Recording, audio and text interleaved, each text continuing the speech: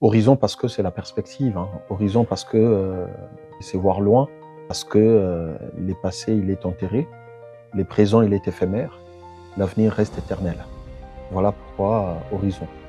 Depuis près de 40 ans, 4 décennies, la gouvernance de la République démocratique du Congo pose énormément de problèmes. Et la cause principale, elle réside dans la classe politique, dans la qualité des dirigeants, dans la qualité de la classe dirigeante.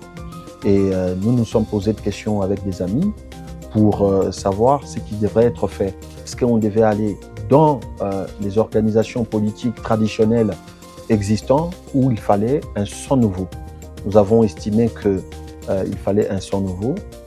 Voilà pourquoi nous avons proposé une offre politique à la population congolaise, à la diaspora congolaise, pour répondre à cette problématique qui dure depuis très très longtemps. En quoi est-ce que Horizon se distingue des autres partis politiques?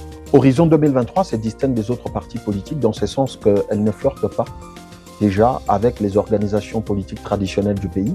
Deuxièmement, Horizon 2023 se distingue avec les autres parce qu'on n'est pas dans les différentes mosaïques qui se créent et qui se sont créées au pays pour des positions et des positionnements au niveau du pouvoir, de l'exercice du pouvoir. Troisièmement, nous nous distinguons parce qu'aujourd'hui, Horizon prêche 3 choses fondamentales qui caractérisent l'action, notre action politique. C'est la rupture avec tout ce qui a détruit la société congolaise, les détournements, la mauvaise gouvernance, les déchirements communautaires voulus par la classe politique. Deuxièmement, nous prêchons l'engagement. L'engagement, après avoir rompu, de faire différemment de ce avec quoi nous avons rompu. Et troisièmement, c'est les résultats. Ça veut dire baser la gouvernance que sur l'obligation des résultats. Ça, c'est une démarcation dans notre volonté de comment on devra dorénavant gouverner la République démocratique du Congo. Et quatrièmement, c'est la volonté de mobiliser, de sensibiliser les consciences congolaises et particulièrement la jeunesse qui constitue aujourd'hui près de 65% de la population congolaise à aller vers un processus du renouvellement de la classe politique parce que cela devra nous amener à la conséquence du rafraîchissement de la classe dirigeante au pays. Alors, vous voulez rafraîchir la classe dirigeante du pays, pourtant vous avez soutenu Tshisekedi lors de sa réélection. Expliquez-moi un peu la démarche.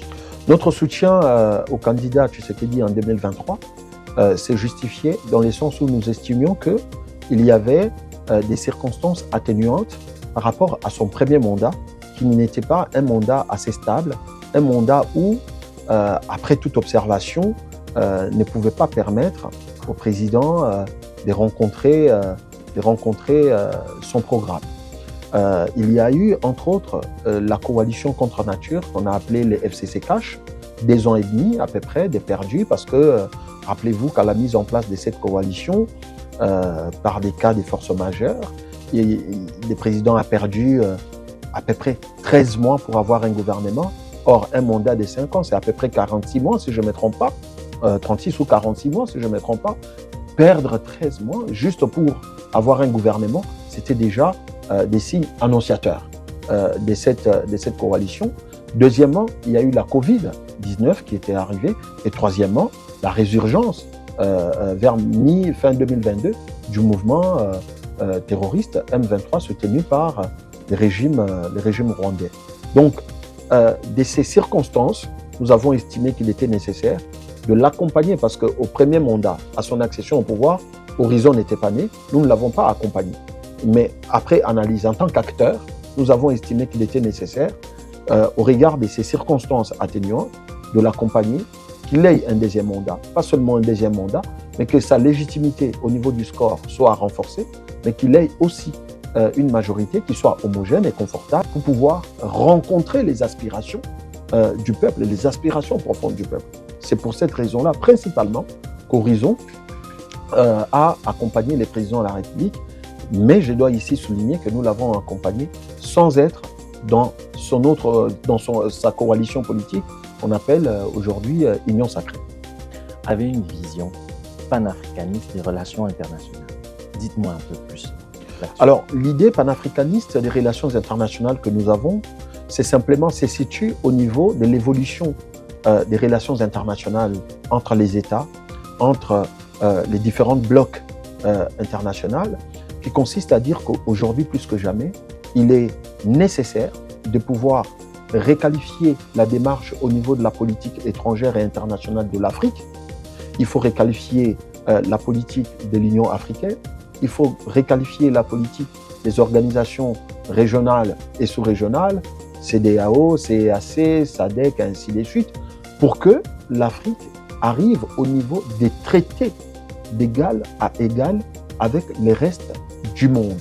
Parce que l'Afrique a des leviers, des atouts à faire valoir, à mettre sur la table. Et aujourd'hui, pour nous, il est important de requalifier la démarche de l'Afrique.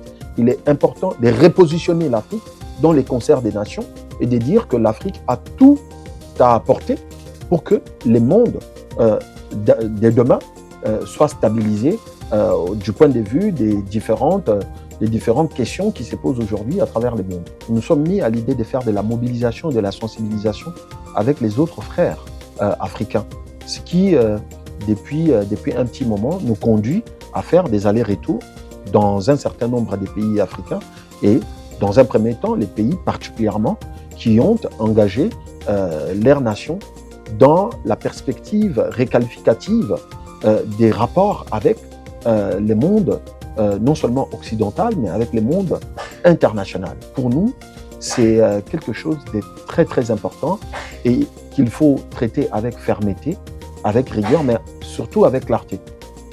Parce que par moments, on a comme l'impression de ne pas se faire comprendre, probablement par manque de clarté dans nos positions. Et nous voulons corriger ça. Est-ce que je dois comprendre que vous prévoyez une alliance avec le bloc AES? Cette alliance que nous prévoyons avec le bloc AES n'est pas contre les uns ou pour les autres, mais c'est tout simplement l'idée de dire il nous faut diversifier nos alliances, aller vers ceux qui voient l'Afrique comme un partenaire avec lequel on doit traiter d'égal à égal. Non, nous, on n'est pas dans les schémas de l'un par l'autre, on est dans les schémas du respect de l'Afrique, du respect de nos positions. Alors, si j'avais une baguette magique maintenant, vous êtes président à l'instant, comment vous gérez la crise? La crise congolaise actuelle. La crise congolaise de l'Est. Écoutez, si vous aviez une baguette magique, comment on gère la crise? On gère la crise d'abord du point de vue endogène. En urgence, c'est la réorganisation tous azimuts de l'appareil sécuritaire et la mobilisation générale. La population congolaise doit s'approprier cette question de l'Est et on ne peut résoudre cette question de l'Est que par l'appropriation de la question par la population elle-même.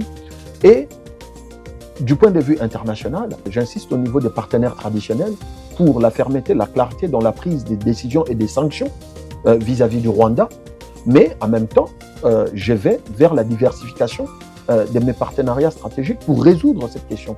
C'est demander à certains partenaires qui veulent venir avec nous, qui veulent travailler avec nous, de nous apporter du soutien logistique, qui nous apportent du soutien en termes de renseignements, en termes logistiques, parce que les hommes, nous pouvons les avoir au niveau, et nous les avons au niveau de la République démocratique du Congo. Je pense qu'il y a ces trois approches. Vous avez rencontré le général Tchiani. Oui. Pourquoi? Qu'est-ce qui est ressorti de cet échange? Mais nous n'avons pas seulement rencontré le général Tchiani, nous avons rencontré quelques personnalités de l'actuel régime sénégalais, parce que nous avons été au Sénégal, nous avons été au Mali, nous avons rencontré quelques ministres, quelques autorités maliennes. Et pour finir, nous avons rencontré effectivement son Excellence, le président Abdourahmane Tchiani. Pourquoi?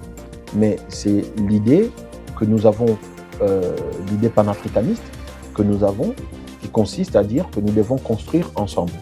Et aujourd'hui, nous ne voyons pas la dynamique souverainiste africaine prendre corps sans la République démocratique du Congo. Il n'existe pas du Niger sans les Congo, il n'existe pas du Niger sans les Sénégal, il n'existe pas du Niger sans les Cameroun, sans le Bénin. Il faut absolument aujourd'hui un nouveau narratif au niveau de la construction de l'avenir de l'Afrique.